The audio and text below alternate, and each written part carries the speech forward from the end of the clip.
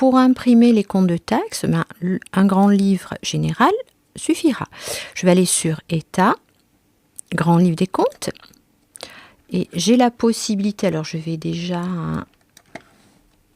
lui dire que je veux les écritures du 1er janvier au 31 janvier. Et puis surtout, je vais lui donner une fourchette de compte. Donc, la racine des comptes de TVA étant 445. En fait, il me suffira de lui dire, je veux voir le grand livre de tous les comptes de 445 à 445. Il prendra tous les comptes, il me présentera tous les comptes qui ont pour racine 445. Donc, pas besoin de plus filtrer, j'aurai en fait mon information. Je vais faire OK et pour que vous voyez à l'écran ce qui se passe, je vais demander aperçu avant impression. Voilà, donc là, pour les écritures que nous avons passées ensemble, nous pouvons visualiser la TVA intracommunautaire collectée.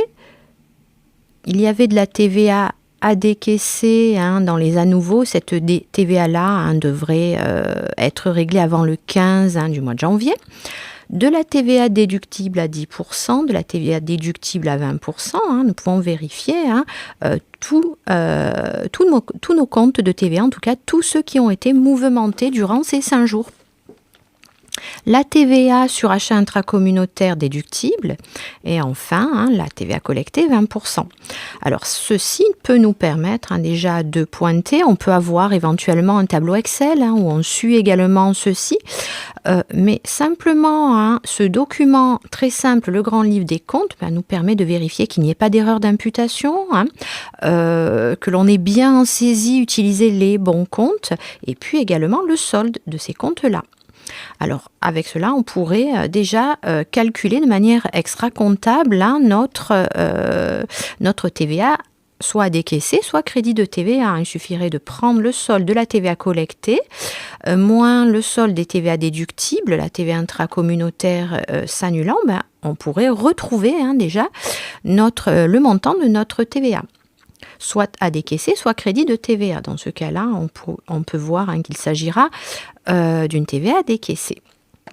Voilà pour le contrôle des comptes de TVA.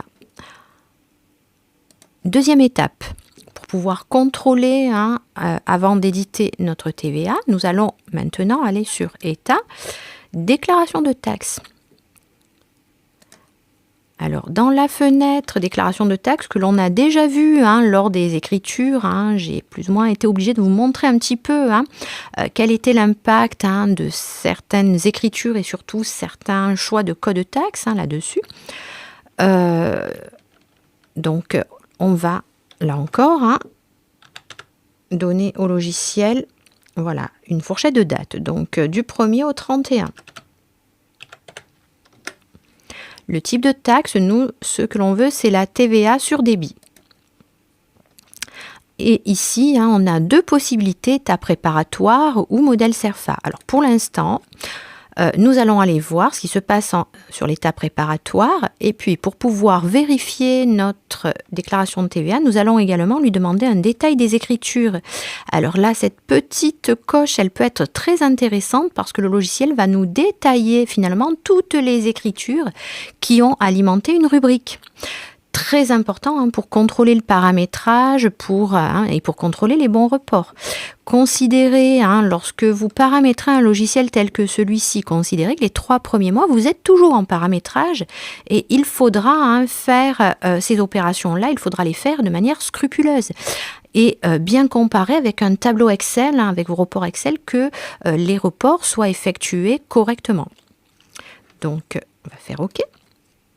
Et encore, on demande un aperçu avant impression pour que vous ayez le résultat à l'écran. Alors, on peut, dans notre état préparatoire, vérifier le montant de notre TVA collectée et on a là le détail de toutes les écritures qui alimentent cette rubrique pour chacun des taux. Donc là, nous n'avons que du 20% et nous avons la base taxable. Le logiciel a calculé la base sur laquelle est assise finalement notre TVA collectée et le montant de la TVA. On va passer à la page suivante. Là, nous n'avons rien. Troisième page, nous pouvons retrouver nos TVA déductibles et nous pouvons voir notamment la TVA déductible à 10%. Ici, nous voyons que nous avons un petit peu de TVA déductible 10%. Et puis, nous voyons toutes les TVA 20%. Et je vous rappelle que ce sont les codes taxes qui alimentent ces rubriques-là. Voilà pourquoi j'ai tant insisté sur ces notions de code taxes. Voilà, et la suite sur la page suivante, la suite de la TVA 20% ainsi que le total. Et nous retrouvons ici dans Autre TVA déduire, le montant de notre TVA intracommunautaire déductible. Et enfin, nous pouvons visualiser ici le montant de la taxe. Donc, voilà pour le contrôle de notre déclaration de taxe. Reste maintenant à imprimer vraiment la déclaration elle-même. L'imprimé fiscal, c'est A3.